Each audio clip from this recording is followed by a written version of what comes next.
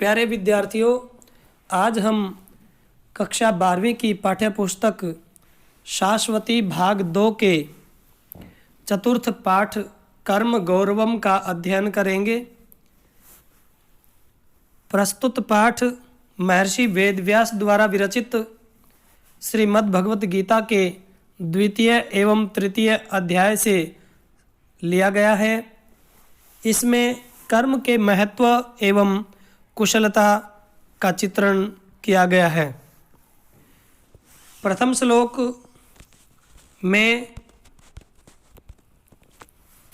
बुद्धिमान व्यक्ति किस प्रकार से पाप और पुण्यों के कर्म से छुटकारा पा लेते हैं, यह मार्ग बताया है। बुद्धि युक्तो जहाति उभे सुकृत दुष्कृते तस्माद् योगाय युज्यस्व योगः कर्मसु कौशलम। बुद्धि युक्त अर्थात समान बुद्धि वाला व्यक्ति इह इस संसार में, जहाति है जहाति जमा इह इस संसार में, उभे दोनों ही प्रकार के, सुकृत दुष्कृते, सुकृत अच्छे कर्म, दुष्कृत बुरे कर्म अर्थात पुण्य कर्म और पाप कर्म दोनों ही प्रकार के कर्मों को जहाती त्याग देता है। समान बुद्धि वाला व्यक्ति इस लोक में पाप और पुण्य दोनों ही प्रकार के कर्मों को त्याग देता है।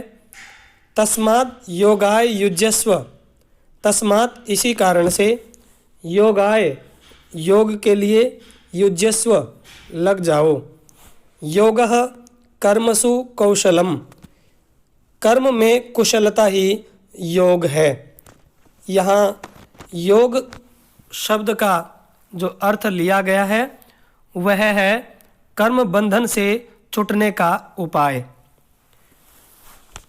यहाँ पर श्री कृष्ण अर्जुन को उपदेश देते हुए कहते हैं कि बुद्धिमान व्यक्ति पुण्य और पाप के कर्मों को त्याग देता है, इसलिए तुम भी अब अपने इन पुण्य और पाप के कर्मों के बारे में विचार किए बिना योग के लिए लग जाओ।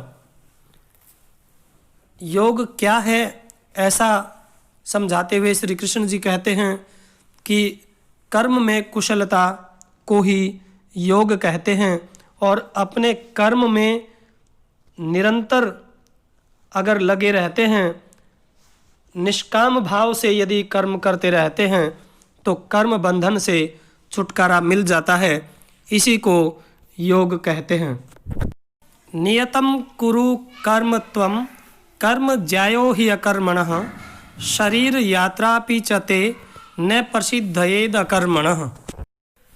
भगवान श्री कृष्ण जब अर्जुन को युद्ध करने के लिए प्रेरित कर रहे हैं तो कहते हैं कि तुम नियतम कर्म कुरु, हे अर्जुन तुम नियतम कर्म अर्थात नियत अर्थात यहाँ पर नियत शब्द का अर्थ है शास्त्र से विहित अर्थात शास्त्र द्वारा बताए गए मार्ग। नियत कर्म निश्चित कर्मों को कुरु करो। हे अर्जुन तुम नियत जो तुम्हारे लिए निर्धारित कर्म हैं उन कर्मों को करो। ही अकर्मणः, ही जमा अकर्मणः, ही निश्चित रूप से, अकर्मणः कर्म न करना, कर्म न करने से, निश्चित रूप से कर्म न करने से, कर्म ज्यायो कर्म करना, ज्यायः अर्थात श्रेष्ठ है, कर्म न करने से कर्म करना श्रेष्ठ है। ते शरीर यात्रा अपि च, और तुम्हारी शरीर यात्रा अर्थात इस शरीर का जो निर्वाह है इस लोक में, इस शरीर का पालन पोषण भरण पोषण जो है वह भी अकर्मणः बिना कर्म किए न प्रसिद्धयेत सिद्ध नहीं हो सकता है। हे अर्जुन शास्त्र द्वारा विहित कर्म अर्थात जो धर्म से युक्त कर्म है वह कर्म करो। निश्चित रूप से कर्म न करने से कर्म करना ही श्रेष्ठ है। कर्म किए बिना ते शरीर यात्रा अपि, बिना कर्म किए तुम्हारी शरीर यात्रा भी न प्रसिद्धयेत सिद्ध नहीं होगी। अर्थात शरीर के निर्वाह के लिए, भरण पोषण के लिए भी कर्म करना निश्चित है, कर्म करना ही पड़ता है। न कर्मणाम अनारंभात नैष्कर्म्यम पुरुषो अश्नुते न च संन्यासनादेव सिद्धिम समधिगच्छति। पुरुषः पुरुष कर्मणाम अनारंभात कर्मों के बिना आरंभ किए, नैष्कर्म्यम निष्कर्मता को, न अश्नुते प्राप्त नहीं कर सकता है। अर्थात जो भगवान श्री कृष्ण ने उपदेश में यह कहा कि मनुष्य को निष्काम भाव से कर्म करते रहना चाहिए, तो यहाँ निष्कर्मता को कैसे प्राप्त किया जा सकता है या किस प्रकार का व्यक्ति निष्कर्मता को प्राप्त नहीं कर सकता, ऐसा इस श्लोक में दर्शाया गया है कि पुरुष कर्म के प्रारंभ किए बिना निष्कर्मता को प्राप्त नहीं हो सकता। न च और न ही संन्यासनाद एव कर्मों को त्याग देने मात्र से, संन्यासनाद का अर्थ है त्याग देना, त्याग देने से, सिद्धि को न समधिगच्छति प्राप्त नहीं किया जा सकता है। न तो कर्म के प्रारंभ किए बिना ही मनुष्य निष्कर्मता को प्राप्त कर सकता है और न ही कर्मों को पूर्ण रूप से त्याग देने के बाद मनुष्य सिद्धि को प्राप्त कर सकता, सिद्धि अर्थात मोक्ष को, मुक्ति को प्राप्त कर सकता है। अर्थात मनुष्य को कर्म करते रहना ही पड़ेगा, क्योंकि कर्म करते हुए ही मनुष्य सिद्धि को प्राप्त कर सकता है और कर्म करते हुए ही मनुष्य निष्कर्मता को भी प्राप्त कर सकता है। न ही कश्चित् क्षणमपि जातो तिष्ठत्य अकर्म कृत कार्यते ही अवसः कर्म सर्वः प्रकृतिजैर्गुणैः। नहीं ही निश्चित रूप से, निश्चय ही, कश्चित् क्षणमपि कोई क्षण भी, कश्चित् माने कोई, क्षणमपि क्षण भर भी, जातु कभी, तिष्ठति रहता है, अकर्मकृत बिना कर्म किए हुए, ही निश्चित रूप से, कश्चित कोई, जातु कभी, क्षणमपि क्षण भर के लिए भी, अकर्मकृत न तिष्ठति बिना कर्म किए हुए नहीं रहता। कार्यते ही अवशः, ही जमा अवश, ही का अर्थ है यहाँ निश्चित रूप से, ही निश्चित रूप से, सर्वः सभी अर्थात संपूर्ण मानव समुदाय, प्रकृति जय गुण ही प्रकृति से उत्पन्न गुणों के द्वारा, अवशः पराधीन होकर अर्थात प्रकृति के अधीन होकर, कर्म कार्यते कर्म किए जाते हैं। निश्चित रूप से सभी मानव समुदाय प्रकृति से उत्पन्न गुणों के अधीन होकर ही कर्म करते हैं। कोई भी व्यक्ति कभी भी बिना कर्म किए हुए नहीं रह सकता। निश्चित रूप से सभी मानव समुदाय प्रकृति से उत्पन्न गुणों के कारण पराधीन होकर अर्थात प्रकृति के अधीन होकर कर्म करते रहते हैं। भाव यह है कि उठना, बैठना, खाना, पीना, सोना, जागना, सोचना, जो भी हम करते हैं वो सभी कर्म की श्रेणी में आते हैं। जब तक मनुष्य में प्राण रहते हैं, यह मानव शरीर विद्यमान रहता है, इन कर्मों को करना मानव के लिए अति आवश्यक है, क्योंकि जब तक ये कर्म नहीं करता, जो बताए अभी मैंने, ये कर्म यदि नहीं करता है तो मानव निर्वाह करना असंभव है। इसलिए मनुष्य प्रकृति के अधीन होकर कुछ न कुछ करता रहता है, इन्हीं को कर्म कहते हैं। यदि इन्हीं कर्मों को कर्तापन की दृष्टि से न करके अर्थात मैंने किया इस भावना से न करके यदि करता है तो कर्म के बंधन से मुक्त हो जाता है। यहाँ पर भगवान श्री कृष्ण अर्जुन को यही शिक्षा देना चाहते हैं कि ये कर्म करना पूर्व जन्म के संस्कार के अधीन है, परंतु फिर भी यदि वह करते हुए इन कर्मों को करते हुए मानव यह सोचता है कि मुझे सिर्फ कर्म करने का अधिकार है, इसका फल क्या मिलेगा क्या नहीं मिलेगा, ऐसे निष्काम भावना से यदि कर्म करता है तो वह कर्म बंधन से छुटकारा पा सकता है। तस्मादसक्तः सततं कार्यं कर्म समाचर असक्तो हि आचरण कर्म परमाप्नोति पुरुषः। भगवान श्री कृष्ण कहते हैं कि मनुष्य को कर्म करना अति आवश्यक है, क्योंकि कर्म किए बिना मानव का जो शरीर है उसका निर्वाह भी नहीं हो सकता। उसी क्रम में भगवान कहते हैं कि तस्माद इसलिए सततम निरंतर लगातार असक्तः आसक्ति से रहित अर्थात लगाव से रहित कार्यम करने योग्य कर्म को समाचर करो। इसलिए निरंतर आसक्ति से रहित करने योग्य कर्म को ही करो। करने योग्य अर्थात शास्त्र द्वारा विहित कार्य को करने योग्य कार्य कर्म कहा जा गया है। असक्तो ही आचरण कर्म ही निश्चय ही असक्तः आसक्ति से रहित कर्म आचरण आसक्ति से रहित कर्म करते हुए पुरुष परम आपनोति परम आत्मा को प्राप्त कर लेता है। यदि किसी भी कार्य को करते हैं और फल की अगर हम लालसा करते हैं तो उस कार्य को कहते हैं कि आसक्ति से किया गया कार्य अर्थात लगाव से किया गया कार्य। लेकिन यदि परमात्मा की दृष्टि से यदि हम यह सोचते हैं कि जो कर्म करना हमारा धर्म है और फल परमात्मा को देना है, तो वह कार्य आसक्ति रहित कार्य बताया गया है।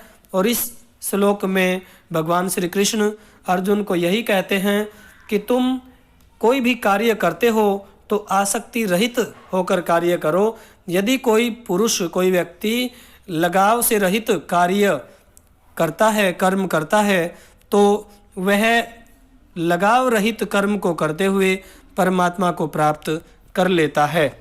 कर्मणैव हि संसिद्धिमास्थिता जनकादयः लोक संग्रहमेवापि संपश्यन् कर्तुमर्हसि। जनकादयः जनक आदि के द्वारा जनक आदि ने कर्मणा एव कर्मों से ही संसिद्धिम सफलता को आस्थिता प्राप्त किया था। ही निश्चित रूप से निश्चय ही जनक आदि ने कर्मों के द्वारा ही अपने आसक्ति रहित जो कर्म थे उन कर्मों के द्वारा ही सिद्धि को प्राप्त किया था। लोक संग्रह में एवं लोक संग्रह को ही संपश्यन अपि देखते हुए भी लोक संग्रह को देखते हुए भी कर्तुम रहसी तेरे द्वारा कर्म किए जाने चाहिए। हे अर्जुन, तुझे जो युद्ध करने से जो तुम मना कर रहे हो यह कर्म तेरे द्वारा करने योग्य नहीं है। जनक आदि ने भी कर्म किए तभी सफलता को प्राप्त किया, लेकिन तुम्हें भी लोक संग्रहम एवं लोक संग्रह को ही संपश्यन अपि देखते हुए ही कर्तुम रसी तेरे द्वारा कर्म किए जाने चाहिए। अर्थात लोक संग्रह क्या होता है कि सृष्टि का जो संचालन होता है, सृष्टि के संचालन में व्यवस्था बनाए रखने को लोक संग्रह कहते हैं। यदि कोई व्यक्ति कोई बड़ा व्यक्ति अर्थात बड़ा व्यक्ति कहने का तात्पर्य यहाँ पर है कोई विद्वान या कोई प्रसिद्ध व्यक्ति लोक संग्रह के अनुसार लोक व्यवहार के अनुसार यदि कार्य नहीं करता है तो जो उससे निम्न कोटि के जो लोग होते हैं वे लोग भी उन्हीं का अनुसरण करते हैं। इसलिए महान आत्माओं को लोक संग्रह को अर्थात समाज को ध्यान में रखते हुए ही कार्य करने चाहिए, ताकि दूसरे लोग भी उनका अनुसरण कर सकें। यद यद आचरति श्रेष्ठस्तदेवेतरो जनः स यत् प्रमाणं कुरुते लोकस्तदनुवर्तते। यद यद आचरति श्रेष्ठः, श्रेष्ठ व्यक्ति जैसा आचरण करता है। यद यद आचरति श्रेष्ठः जनः, श्रेष्ठ व्यक्ति यद यद आचरति जिस जिस प्रकार का आचरण करता है, तद तद एव वैसा ही इतरः जनः दूसरे लोग भी करते हैं। स यत् प्रमाणं कुरुते, वह श्रेष्ठ व्यक्ति जिसको प्रमाण मानता है। यत् प्रमाणं कुरुते, जिसको प्रमाण मानता है, जिस कार्य का वह अनुसरण करता है, लोकस तद अनुवर्तते, समाज भी, लोक अर्थात समाज भी तद अनुवर्तते, उसी महान व्यक्ति का अनुसरण करता है। इसलिए श्रेष्ठ व्यक्तियों के द्वारा अच्छी प्रकार से विचार करके ही आचरण किया जाना चाहिए, और क्योंकि पूरा समाज उन्हीं का अनुसरण करता है, इसलिए हे अर्जुन तुझे भी अब युद्ध करना चाहिए। यही समय की मांग है और यही उचित भी है। न बुद्धि भेदम जनयेद अज्ञानाम कर्म संगीनाम जोशयेत सर्वकर्माणि विद्वान युक्तः समाचरन्। विद्वान व्यक्ति कर्म संगीनाम, कर्म में आसक्ति रखने वाले, अज्ञानाम अज्ञानियों का, बुद्धि भेदम बुद्धि में भ्रम उत्पन्न न जनयेत न करवाएं। अर्थात विद्वान व्यक्ति को चाहिए कि वह कर्म में आसक्ति रखने वाले अज्ञानियों के बुद्धि में किसी प्रकार का भ्रम उत्पन्न न होने दें। सर्वकर्माणि सभी कर्मों को, अर्थात शास्त्र द्वारा विहित सभी कर्मों को, युक्तः भली भांति अच्छी प्रकार से विचार करके समाचरण करते हुए, जोशयेत उन कर्म में आसक्ति रखने वालों के द्वारा भी, जोशयेत उनको जोश पूर्ण करवाएं। विद्वान व्यक्ति को चाहिए कि कर्म में आसक्ति रखने वालों के द्वारा भी उनके मन में किसी भी प्रकार का भ्रम उत्पन्न ना हो, और उनके द्वारा भी ऐसे धर्म से युक्त कार्यों को करवाएं, स्वयं करते हुए उनसे भी करवाएं। क्योंकि यदि व्यक्ति स्वयं धर्म के मार्ग से विचलित हो जाता है तो अज्ञानी लोग उसका अनुसरण करते हैं, और उनके अंतःकरण में किसी भी प्रकार की ऐसी भावना उत्पन्न ना हो कि वे धर्म के विरुद्ध कार्य करें। ऐसा विद्वान आदमी को, विद्वान व्यक्ति को इस प्रकार का कार्य करना चाहिए। इसलिए हे अर्जुन, तुम्हारा यहाँ मोह करना उचित नहीं है। यदृच्छा लाभ संतुष्टो द्वंद्वातीतो विमत्सरः समः सिद्धावसिद्धौ च कृत्वापि न निबध्यते। यदृच्छा इच्छा के अनुसार, लाभ संतुष्टो लाभ से संतुष्ट, अर्थात जितना प्राप्त हो जाए, जितना लाभ हो जाए उसी से संतुष्ट होने वाला। द्वंद्वातीतो सुख दुख और लाभ हानि के समाप्त हो जाने पर, या सुख दुख और लाभ हानि की चिंता न करने वाला। विमत्सरः, मत्सरः शब्द का अर्थ होता है ईर्ष्या। विमत्सरः विलोम उसका विपरीत हो जाएगा, ईर्ष्या से रहित, अर्थात जिसके मन में ईर्ष्या की भावना नहीं है, ऐसा व्यक्ति। सिद्धावसिद्धौ सफलता और असफलता में, सिद्धौ असिद्धौ, सिद्धि शब्द का अर्थ होता है सफलता।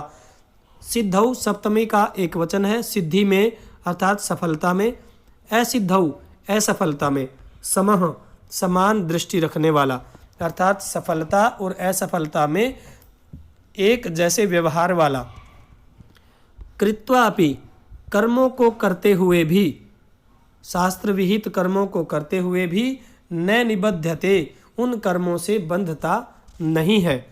अर्थात यहाँ भाव यह है कि जो व्यक्ति सुख दुख लाभ हानि सफलता असफलता आदि से परे है और जो ईर्ष्या की भावना नहीं रखता है, वह व्यक्ति सत्कर्मों को करते हुए उन कर्मों में बंधता नहीं है। इसलिए हे अर्जुन, यहाँ तुझे जो कार्य दिखाया जा रहा है, अर्थात जो युद्ध करने के लिए जो तुम यहाँ उपस्थित हुए हो वह कार्य धर्म के विरुद्ध नहीं है, इसलिए तुम्हें ऐसा करने में किसी भी प्रकार की हानि नहीं है। सुख दुख समय कृत्वा लाभालाभौ जया जयौ ततो युद्धाय युज्यस्व नैवं पापम वाप्स्यसि। सुख और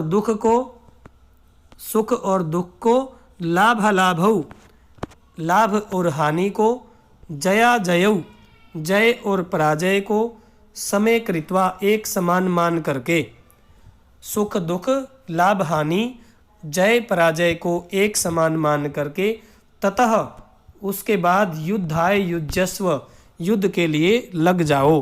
हे अर्जुन, सुख दुख लाभ हानि जय पराजय को एक समान समझते हुए फिर युद्ध के लिए लग जाओ, एवं इस प्रकार करते हुए पापम पाप को न अवाप्स्यसि प्राप्त नहीं करोगे।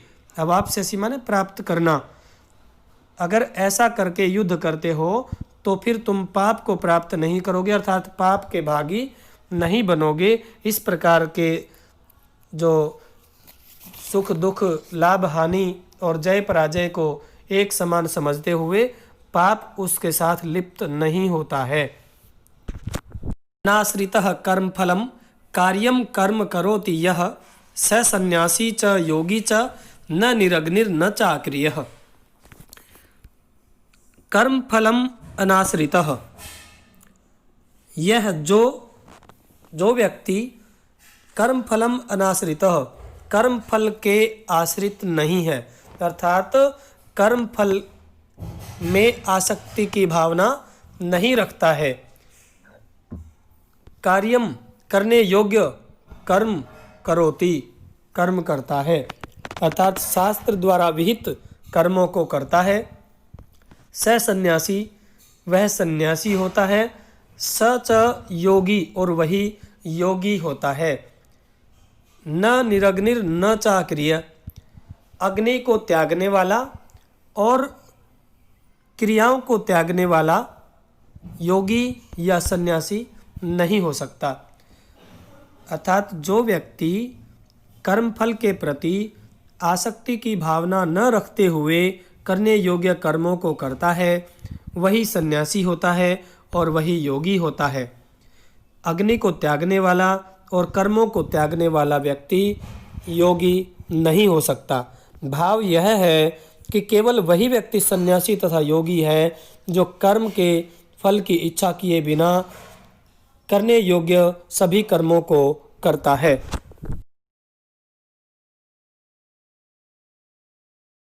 सक्तः कर्मण्य विद्वांसो यथा कुर्वन्ति भारत कुर्याद् विद्वांसस्तथा सक्तश्चिकीर्षुर्लोक संग्रहम्। सक्ता अर्थात कार्य में आसक्ति रखने वाले। भारत, हे भारत, यह अर्जुन का एक नाम है। श्री कृष्ण जी अर्जुन को संबोधित करते हुए कहते हैं कि हे भारत, सक्तः कार्य में आसक्ति रखने वाले, कार्य में लगाव रखने वाले, अविद्वांसः अज्ञानी लोग, यथा जिस प्रकार से कर्मणि कर्मों को कुर्वन्ति करते हैं। हे अर्जुन, कार्यों में आसक्ति रखने वाले अज्ञानी लोग जिस प्रकार से कर्मों को करते हैं तथा उसी प्रकार से असक्तः कार्य में आसक्ति न रखने वाले विद्वान लोग लोक संग्रहम चिकीर्षु, लोक संग्रह अर्थात समाज की व्यवस्था को, सामंजस्य को बनाए रखने के, चिकीर्षु माने इच्छुक, समाज की व्यवस्था को बनाए रखने के इच्छुक विद्वान लोग कुर्यात करते हैं।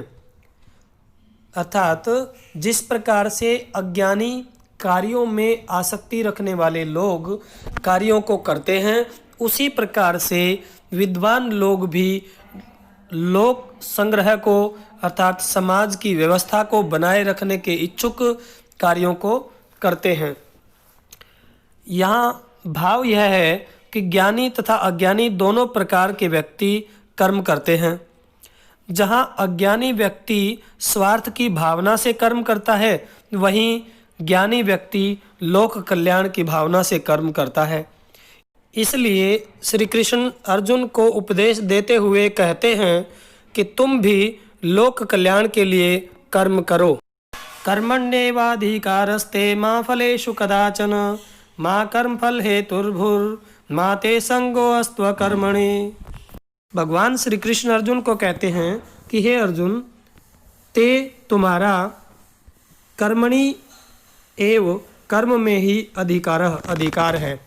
हे अर्जुन, तुम्हारा कर्म में ही अधिकार है। तुम कर्म करो। फलेषु फलों में, कदाचन माँ फल में तुम्हारा अधिकार कभी नहीं है। कदाचन शब्द का अर्थ है कभी, माँ शब्द का अर्थ है नहीं। फल में तुम्हारा कभी अधिकार नहीं, अर्थात फल तुम्हारे अधीन नहीं है। कर्म फल हेतुर्भू, कर्म फल का हेतु अर्थात कर्म फल के प्रति चिंता माँ भू नहीं होनी चाहिए। तुम जो कर्म करते हो उसका फल क्या प्राप्त होगा क्या नहीं होगा, ऐसी चिंता तुम्हारे लिए अनुचित है। ते संगः तुम्हारा संग, तुम्हारा साथ, अकर्मणि अकर्मों में माँ अस्तु नहीं होना चाहिए।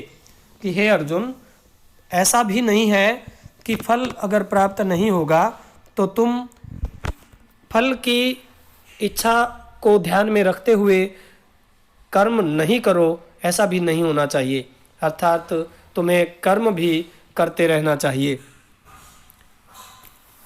इसका पूर्ण अर्थ है, भगवान श्री कृष्ण अर्जुन को कहते हैं कि हे अर्जुन, कर्म में ही तुम्हारा अधिकार है, फल तुम्हारे अधीन नहीं है, फल में तुम्हारा अधिकार नहीं है। कर्म के फल की इच्छा मत करो और तुम अकर्म का संग भी न रहो, अर्थात अकर्म में भी तुम्हारा साथ न रहे। भाव यह है कि मनुष्य का अधिकार है केवल कर्म करना, कर्म का फल उसके अधीन नहीं है। इसलिए यदि मनुष्य यह सोचे कि मैं कर्म का फल मुझे नहीं मिलना, तो ऐसा सोचना भी अनुचित है, और ऐसा सोचकर यदि वह कर्म नहीं करता तो वह भी उचित नहीं है। अर्थात कर्म करते रहना चाहिए।